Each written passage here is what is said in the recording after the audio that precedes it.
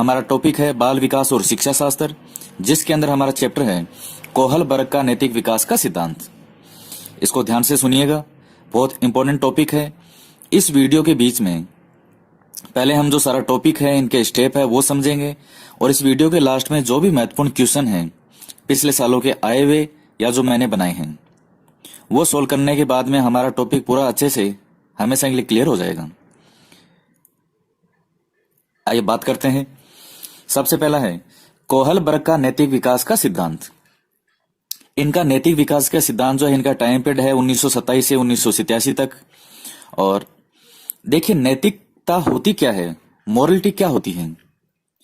यही कि हमें क्या करना चाहिए और क्या नहीं करना चाहिए, क्या अच्छा है क्या बुरा है, किस हिसाब से हम सोचते हैं, किस हिसाब से अपने जीवन में हम जो कार्य हैं उनको करते हैं, हमें किसका भला करना चाहिए, किसका नहीं करना चाहिए, किस व्यक्ति की मदद करनी चाहिए, किसी की नहीं करनी चाहिए, मैं जो काम कर रहा हूं वो क्या सही है, क्या वो गलत है। हर तरह से परिप्रेक्ष्य में हमें क्या करना चाहिए और क्या नहीं करना चाहिए, उसी के आधार पर डिसाइड किया जाता है मोरलिटी, नैतिक।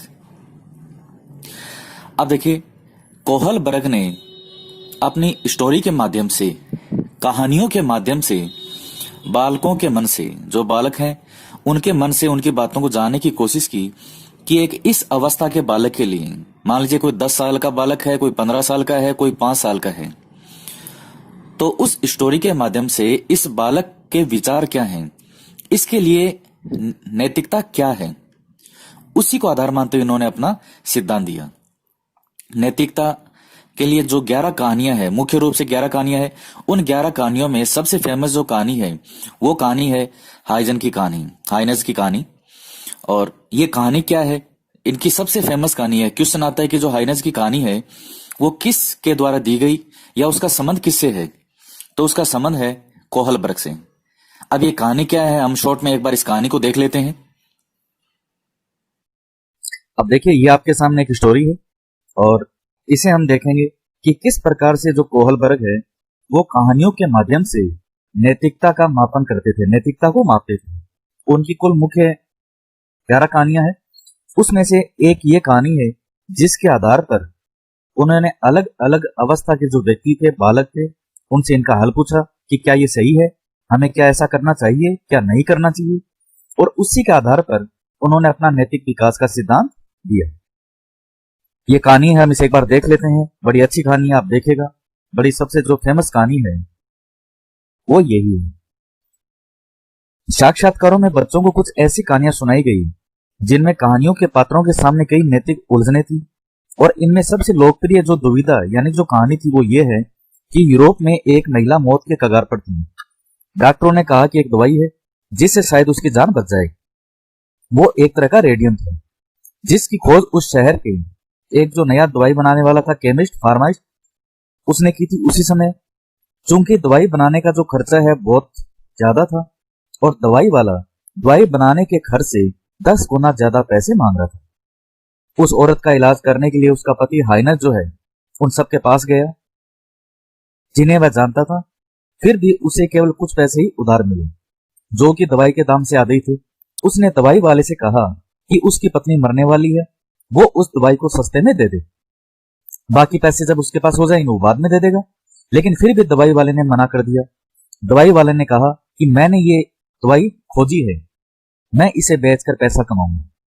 तब हाइनज ने मजबूर होकर उसकी दुकान तोड़कर वो दवाई अपनी पत्नी के लिए चुरा ली।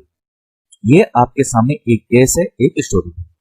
इसका जो पति है हाइनज, इसी के नाम से फेमस एक कहानी हाइनज की कहानी। ये कहानी उन 11 कहानियों में से एक है जो कोहलबर्ग ने नैतिक विकास को जानने के लिए इस्तेमाल की थी। अब यह कहानी पढ़ने के बाद जिन बच्चों से साक्षात्कार लिया गया उन्हें नैतिक दुविधा पर बनाए गए कुछ प्रश्नों के उत्तर देने होते हैं। नैतिक दुविधा से मतलब है कि आपके सामने 2 या 3 जो कोई भी आपके सामने परिस्थिति है, उसमें से आप किस सिचुएशन को, किस स्टेप को उठाते हैं। क्या क्या थी? क्या हाइनज को वो दवाई उस शॉप से चोरी करनी चाहिए थी? क्या चोरी करना सही है या गलत है, और अगर है तो क्यों? क्या यह एक पति का कर्तव्य है कि वो अपनी पत्नी के लिए दवाई चोरी करके लाए? क्या दवाई बनाने वाले को हक है कि वो दवाई के इतने पैसे मांगे? क्या ऐसा कोई कानून नहीं है जिससे दवाई की कीमत पर अंकुश लगाया जा सके? क्यों और क्यों नहीं? तो ये इनकी सबसे फेमस कहानी है और इसके आधार पर अलग अलग जो उम्र के बालक थे उनसे इन्होंने जवाब मांगे। इस तरह से कुल 11 कहानियां थी। ये सबसे फेमस कहानी है। इसके आधार पर इन्होंने अपना नैतिक विकास का सिद्धांत दिया।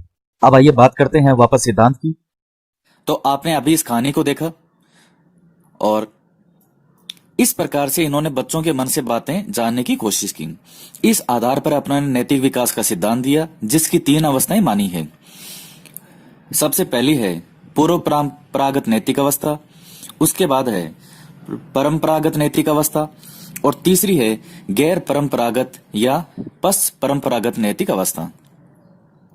इनके पार्ट इसके अंदर इन्होंने 2-2 पार्ट और किए हैं, लेकिन जो मूल चीजें हैं वो इसी एक के अंदर ही हम समझेंगे कि इन मेन चीजों का मतलब क्या है, और इसी में से हमेशा क्वेश्चन पूछे जाते हैं। सबसे पहला है पूर्व परंपरागत नैतिक अवस्था। इसकी आयु मानी है बालक की कि 4 से 10 वर्ष का जो बालक है उसकी सोच, उसके लिए नैतिकता के मायने क्या है। एक 10 से 13 वर्ष का जो बालक है वो इस दूसरी अवस्था में आएगा और उसके लिए नैतिकता क्या है। तीसरी है गैर परंपरागत।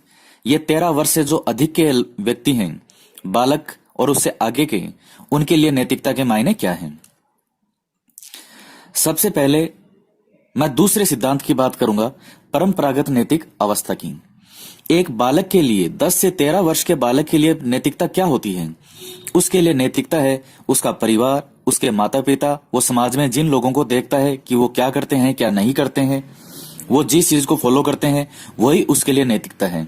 मतलब हमारे घर के जो बड़े व्यक्ति हैं वो जैसा व्यवहार करेंगे वो ही हमारे लिए नैतिकता हो जाएगी। अगर हमारे बड़े बुजुर्ग या हमारे घर में माता पिता किसी व्यक्ति की मदद करते हैं, घर से बाहर निकले कोई भिखारी है, अगर उसे रोटी की आवश्यकता है उन्होंने रोटी दी, किसी को पैसे की आवश्यकता है उसको पैसे से मदद की, आर्थिक सहायता की, तो हमारे लिए वही चीज सही है कि हमारे माता पिता जो कर रहे हैं वही हमारे लिए नैतिकता है। अगर मान लीजिए एक कुत्ता हमारे घर पे आया, वो बाहर चिल्ला रहा है, भूखा है, उसको रोटी की आवश्यकता है, लेकिन हमारे पेरेंट्स ने उसको भगा दिया, उनके हाथ में जो भी चीज थी पत्थर वगैरह उसको मारा और उसको भगा दिया। तो अब हमारे लिए यानी एक 10 से 13 वर्ष के बालक के लिए नैतिकता यही है कि अगर कुत्ता आएगा तो उसको मुझे भगाना है। यानी जो अपने घर में वो देखेगा, जो अपने आसपास के माहौल में देखेगा, वही उसके लिए नैतिकता हो जाएगी। अब उसके बाद में हम बात करते हैं इस परंपरागत से पहले की अवस्था है पूर्व परंपरागत। अब ये पूर्व परंपरागत क्या है। 4 से 10 वर्ष का जो बालक है, देखिए 4 से पहले की जो अवस्था है वो इन्होंने नहीं मानी है शिशुअवस्था की, क्योंकि उसमें जो शिशु होता है उसके लिए कोई मायने ही नहीं है। वो क्या जानता है कि नैतिकता क्या है क्या नहीं है, बिल्कुल ही उसकी जो एक्टिविटी है उसको मानते ही नहीं है। इसलिए 4 से 10 वर्ष की अवस्था मानी है। इस अवस्था में एक बालक के लिए नैतिकता क्या होती है। सबसे बड़ा होता है दंड व पुरस्कार। जिस चीज के लिए उसको दंड मिलेगा उसको वो चीज करनी है ताकि उसको दंड ना मिले।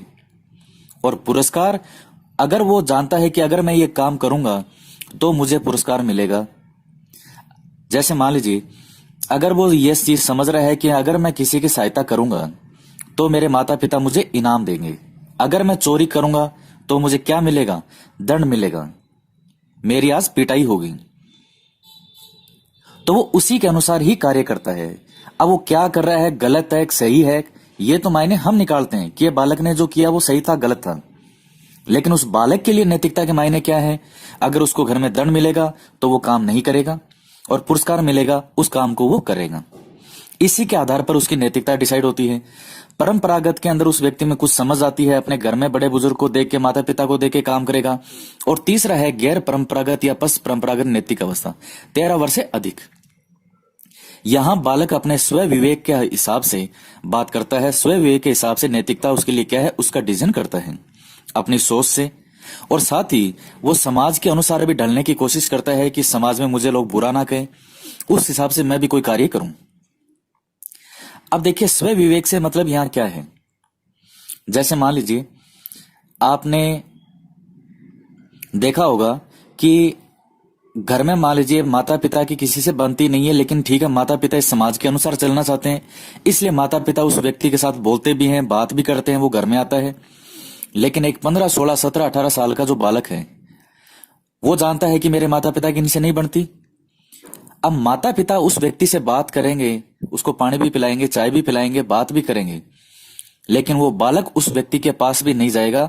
उसे कहेंगे नमस्ते करो तो भी वो नहीं करेगा, अंदर जाएगा और अपने कमरे को बंद करके गेट बंद कर लेगा। स्व विवेक, यहां वो अपने हिसाब से जानता है कि मुझे क्या करना है और क्या नहीं करना है। लेकिन जैसे जैसे जैसे कि इन्होंने 2-3 अवस्थाएं बताई है, इसकी गैर परंपरागत में 3 अवस्थाएं मानते हैं, कई जगह 2 अवस्थाएं भी लिखा आता है। अब वो धीरे धीरे समाज के अनुसार भी ढलना सीख जाएगा कि भले ही उस व्यक्ति से मैं उसको चाहे पसंद करूं या ना करूं, लेकिन फिर भी मुझे इससे व्यवहार बनाए रखना है। सब कुछ उसके स्व विवेक पर डिपेंड है। जो उसको सही लगेगा, उसके जो भी उसके सामने परिस्थितियां हैं या समाज के अनुसार, वो व्यक्ति अपनी नैतिकता को बनाए रखेगा। यह था इनका महत्वपूर्ण सिद्धांत, पूर्व परंपरागत, परंपरागत और गैर परंपरागत। और अब आइए हम करते हैं इसके महत्वपूर्ण जो क्वेश्चन है उनको देखते हैं। सबसे पहला क्वेश्चन है, कोहलबर्ग ने कौन सा सिद्धांत दिया था? यह क्वेश्चन एग्जाम में आए हुए हैं सब में। पहला है भौतिक विकास का सिद्धांत, भावनात्मक विकास का सिद्धांत, संज्ञानात्मक विकास का सिद्धांत और नैतिक विकास का सिद्धांत। आप जानते हैं कि इसमें से कोहलबर्ग ने, अभी हमने पूरा चैप्टर पढ़ा, और कोहलबर्ग का जो सिद्धांत है वो है नैतिक विकास का सिद्धांत। संज्ञानात्मक विकास का जो सिद्धांत है वो है जीन पियाजे का, जिसका मैंने इससे पहले वीडियो अपलोड किया था, तो आप उसको देख सकते हैं। उसी जीन पियाजे की वीडियो में भी जो उसकी अवस्थाएं हैं 4, वो बताई है, प्लस लास्ट में जो महत्वपूर्ण क्वेश्चन है उनका भी वर्णन किया गया है। दूसरा क्वेश्चन है, कोहलबर्ग के अनुसार पूर्व परंपरागत नैतिक अवस्था में बालक किस आधार पर निर्णय लेता है?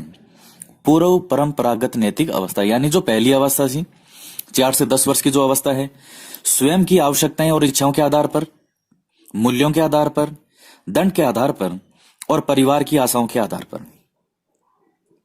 अब आप सोचिए थोड़ा सा कि पहली अवस्था में क्या बताया था कि जिस चीज के लिए उसके दंड मिलेगा वो नहीं करेगा, जो पुरस्कार मिलेगा वो काम करेगा, उसके लिए वही नैतिकता है।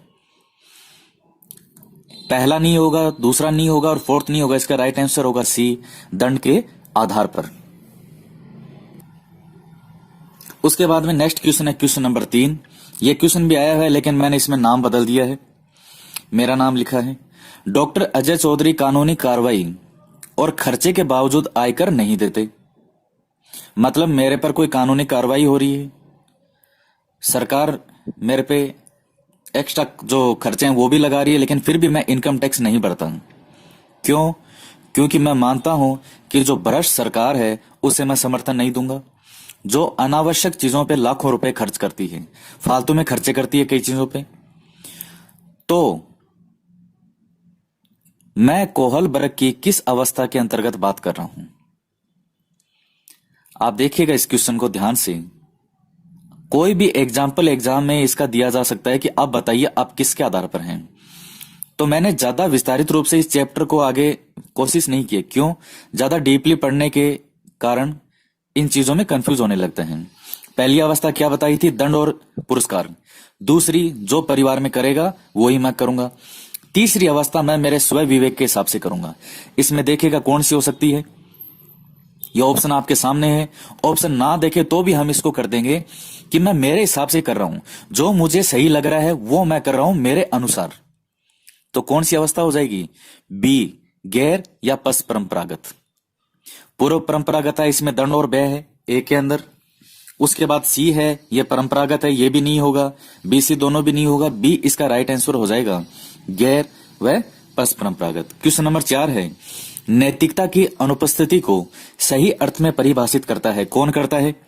ए पूर्व परंपरागत, सी गैर परंपरागत, बी परंपरागत या ए और बी दोनों।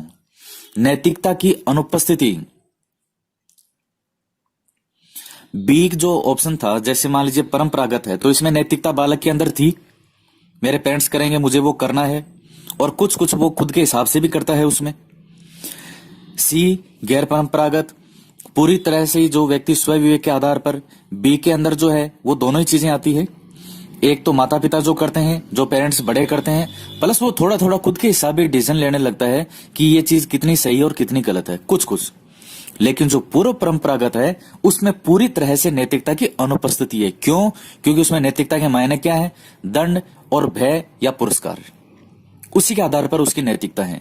तो पूरी तरह से नैतिकता जो है वो अनुपस्थित कहां रहती है? ए में, पूर्व परंपरागत में। तो ये इनके नैतिक विकास के सिद्धांत थे और हमने सभी जो भी इंपॉर्टेंट टॉपिक हैं इसमें हर चीज को मैंने कवर किए हैं, पिछले सालों के क्वेश्चनों को देखा है और उसके बाद में ये वीडियो बनाया है। ये वीडियो आपको कैसा लगा जरूर बताइएगा। वीडियो को लाइक कीजिए, ज्यादा से ज्यादा अपने मित्रों के साथ शेयर कीजिए और इसी प्रकार के वीडियो लगातार अपलोड किए जाएंगे। मिलते हैं नेक्स्ट वीडियो में एक नए टॉपिक के साथ। जय हिंद, जय भारत।